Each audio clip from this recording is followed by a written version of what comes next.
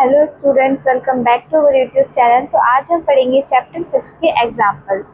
तो first example है हमारा, if 243 is a perfect cube. हमको ये बताना है कि ये जो 243 नंबर दिया है ये परफेक्ट क्यूब है या फिर नहीं है, हमें ये बताना है। तो सबसे पहले हमको इसके क्या निकालने पड़ेंगे, फैक्टर्स। ये 243 है, इसके फैक्टर्स निकालेंगे। चलो यहाँ निकालते हैं। 243 फर्स्ट पीछे ऑड नंबर है तो ये 2 से डिवाइड तो होगा नहीं, तो ये हो जाएगा हमारा 3 से डिवाइड, 81 बार।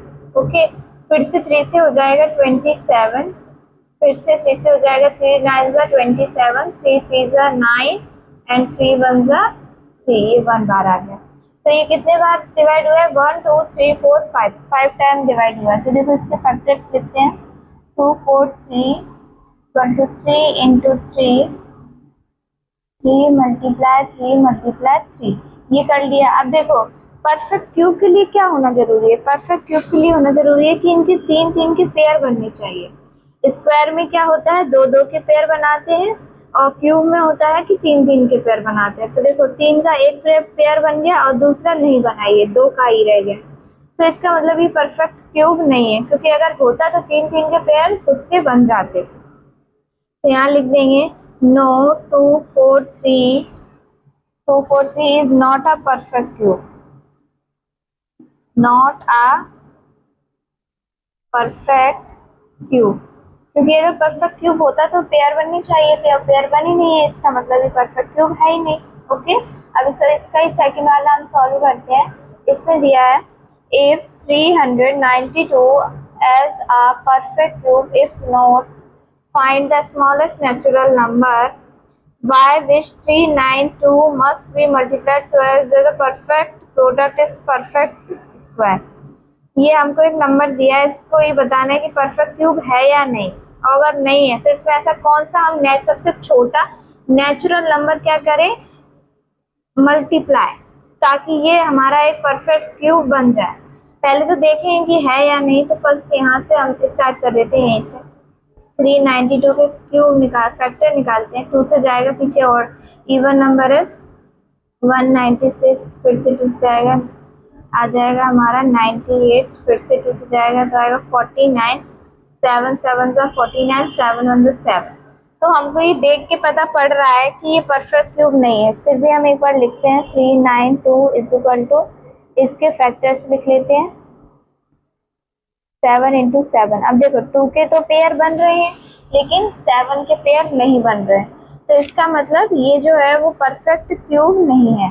ओके, अब हम इसमें ऐसा कौन सा नंबर मल्टीप्लाई करें कि ये परफेक्ट क्यूब बन जाए, तो इससे हमको ये यहीं से पता पड़ जाता है। पहले लिख देते हैं कि no, 392 is not a perfect cube, not a perfect cube, ये परफेक्ट क्यूब नहीं है।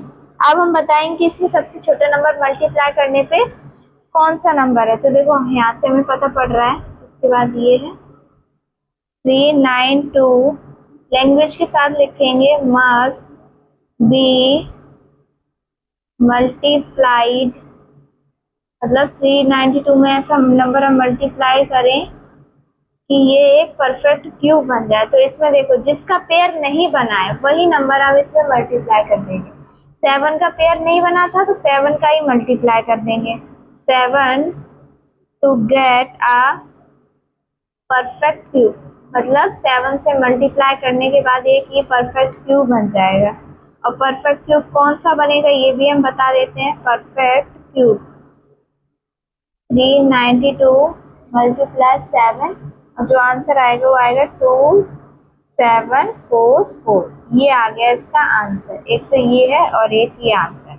ओके, हम दो चीजें पूछी थी कि परफेक्ट क्यूब है या नहीं, तो यहाँ बता दिया कि नहीं है, और फिर उसके बाद जो पूछा था वो हमने यहाँ बता दिया। ओके, तो ये सेकंड हो गया। बढ़ते हैं नेक्स्ट क्वेश्चन। क्वेश्चन नंबर 3 है, इज 53240 परफेक्ट क्यूब। हमें बताना है कि परफेक्ट क्यूब है या फिर नहीं। If not then by which smallest number should be divided is a perfect. हमको ये बताना है कि परफेक्ट क्यूब है या नहीं। अगर नहीं हुआ तो इसमें ऐसा सबसे छोटा नेचुरल नंबर कौन सा हम इसमें क्या करें, डिवाइड करें कि ये परफेक्ट क्यूब बन जाए, पहले तो हम इसके फैक्टर्स निकालने पड़ेंगे। 53240। ओके, अब देखो पीछे 0 तो 2 से डिवाइड हो जाएगा ये, तो 2 से जाएगा 26620, फिर से 2 से हो जाएगा 13310, 6655। अब ये होगा हमारा 5 से डिवाइड 1331 बार 11, 11 121, 11 1 जा 11। तो ये आगे इसके परफेक्ट क्यूब, मतलब इसके फैक्टर्स आ गए परफेक्ट क्यूब में। तो अब 53240, 2 मल्टीप्लाई 2, 2 5 और 11। ओके, अब पेयर किसके बन रहा है, एक तो 11 का बन रहा है और एक 2 का, 5 का पेयर नहीं बन रहा है। तो इसका मतलब हमको क्या करना पड़ेगा कि ये परफेक्ट क्यूब नहीं है, हमें साफ साफ पता पड़ रहा है कि 5 का पेयर बन नहीं रहा है। तो इसमें क्या होता है कि इसके पेयर बनने चाहिए। 3240 is not a perfect cube, ये परफेक्ट क्यूब है ही नहीं। ओके, अब हमको फर्स्ट का आंसर दे दिया है हमने यहाँ तक। अब हमको बताना है कि अगर नहीं है तो ऐसा कौन सा नंबर क्या करे, डिवाइड करे कि बन जाए परफेक्ट क्यूब। तो इसमें हम पहले लैंग्वेज लिखते हैं, it must be divided, it must be divided bye 5, because क्योंकि 5 के ही तो फैक्टर नहीं बन रहे हैं, तो जिसके फैक्टर नहीं बनते हैं वही हम इसमें डिवाइड कर देते हैं। 5 to obtain a perfect cube, 5 से इसका मल्टीप्लाई को डिवाइड करेंगे और फिर जो नंबर ऑब्टेन होगा निकलेगा वो हमारा परफेक्ट क्यूब कहलाएगा। Perfect cube 53240 divided by 5, answer है 10648। ओके, आ गया आंसर। फर्स्ट का आंसर था ये और सेकंड का आंसर है ये। ओके, बढ़ते हैं क्वेश्चन नंबर 4 की तरफ। क्वेश्चन नंबर 4 भी सेम क्वेश्चन नंबर 3 की तरह ही है। Is 188 a perfect cube not by smallest number? Should 188 be divided to obtain a perfect cube? इसमें भी सर सेम वही हमको करना है जैसे उसमें किया है। 1188, 2 से करेंगे 594 बार जाएगा, 297, 2 से करेंगे फिर कहेंगे 3 से 99 टाइम, 3 से 33 टाइम, 11 एंड 1। ये किससे गया, 11 से। ओके, ये गया था हमारा 3 से। ओके, अब इसके लिख लेते हैं 1188 के फैक्टर्स, 2 मल्टीप्लाई 2, 3 मल्टीप्लाई 3 एंड 11। तो हमें यहाँ दिख रहा है कि बस 3 के पेयर बन रहे हैं, 11 और 2 के पेयर नहीं बन रहे हैं।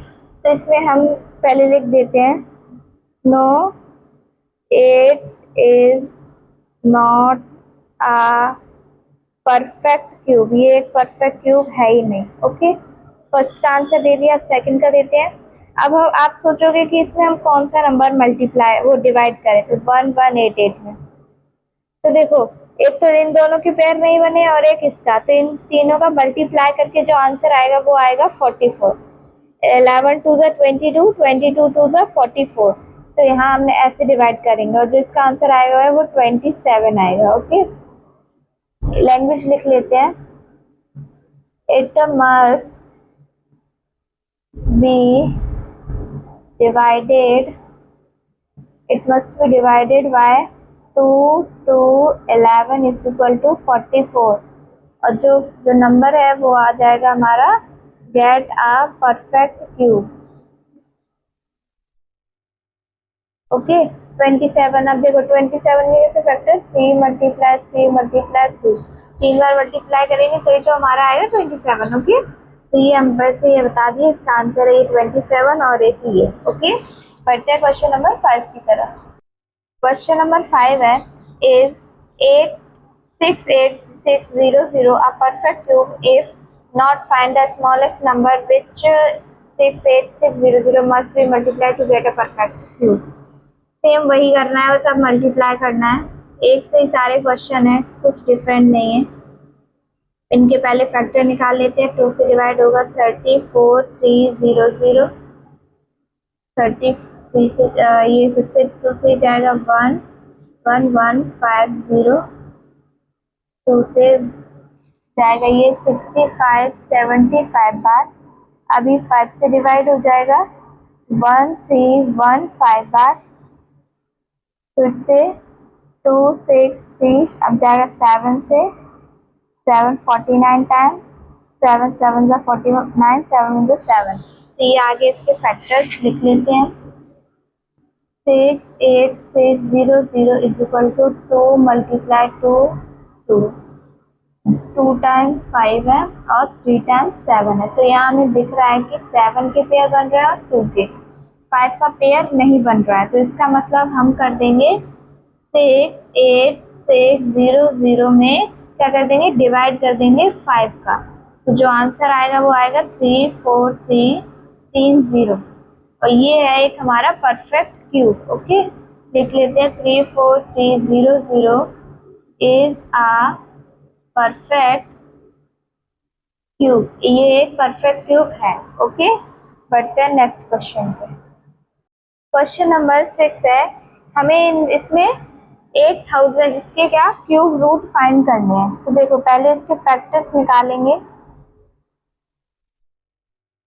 2 से डिवाइड हो जाएगा 4000 टाइम, 2 से हो जाएगा 2000 1000 500 टाइम, ये सारे 2 से डिवाइड जाएंगे और जब तक पीछे इवन नंबर है या फिर 0 है। देखो पीछे और नंबर आ गया 5, अभी डिवाइड होगा 5 से 25 5 एंड 1, तो ये 5 से डिवाइड हो गए हमारे सारे। अब इसका लिख लेते हैं 800 is equal to 2 multiply 2 2 multiply 2, 6 time 2 है और 3 टाइम 5 है, लिख लेते हैं और इसके ऊपर रूट चढ़ा देते हैं क्योंकि क्यूब रूट फाइंड करने हैं हमें। इसके क्यूब रूट आ जाएंगे हमारे 2 मल्टीप्लाई 2, इसका पेयर इसका मल्टीप्लाई और ये 5, आंसर आ जाएगा 20। Answer is 20। ओके, बढ़ते हैं नेक्स्ट क्वेश्चन। क्वेश्चन नंबर 7 है, find the cube root of 13824 by prime factorisation method. हमको इसके क्यूब रूट फाइंड करने हैं प्राइम फैक्टराइजेशन मेथड से। प्राइम फैक्टराइजेशन मेथड मतलब इसके फैक्टर निकाल के, जैसे हमने लास्ट क्वेश्चन नंबर 6 में भी किया था। तो फर्स्ट ये 2 से डिवाइड हो जाएगा 6 9 1 2 टाइम, 2 से 34 56 टाइम, फिर 2 से हो जाएगा 17 28 टाइम, 2 से जाएगा 8 6 4 बार, 2 से जाएगा 4 3 2 टाइम, 2 से 2 1 6 1 0 8, ये भी अभी 2 से डिवाइड होंगे 54 एंड 27। अब पीछे और नंबर है तो 3 से करके देखते हैं। 3 9 जा आता है, 3 3 जा 3 1 जा 3। ये है इसके प्राइम फैक्टराइजेशन से निकाले हुए फैक्टर्स। अब इनको भी लिख लेते हैं। 1 3 8 2 4 इसके क्यूब रूट है, कितने टाइम 2 है, 1 2 3 और ये तो 2 है हमारा 1 2 3 3 इंटू 3 इक्वल टू 9, 2 1 2 3 1 2 3 1 2 और 3। ओके, अब इसको रूट के बाहर निकाल लेते हैं, इनके पेयर बना के। 1 2 बाहर, 2 और 3 और 1 3, आंसर आ जाएगा 24।